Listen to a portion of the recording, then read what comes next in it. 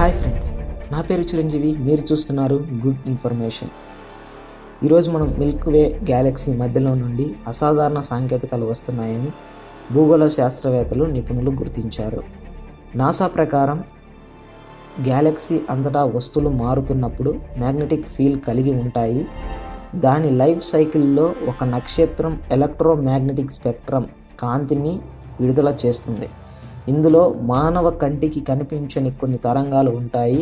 ఒక నక్షత్రం ఇచ్చే కాంతి మొత్తం దాని చక్రంలో ఎక్కడ ఉంటుందో దానిపై ఆధారపడి ఉంటుంది. కానీ ఇంటర్నేషనల్ రీసెర్చ్ బృందం ఎంచుకున్న రేడియో తరంగాలు వివిధ కారణాల వల్ల అసాధారణమైనవి.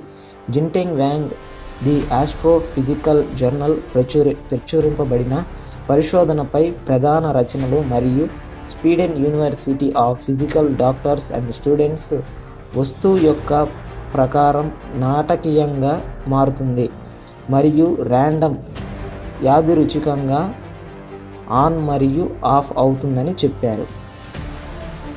ఇది ఫ్రెండ్స్ ఇవాల్టి మన video. Please like, share and subscribe to our channel.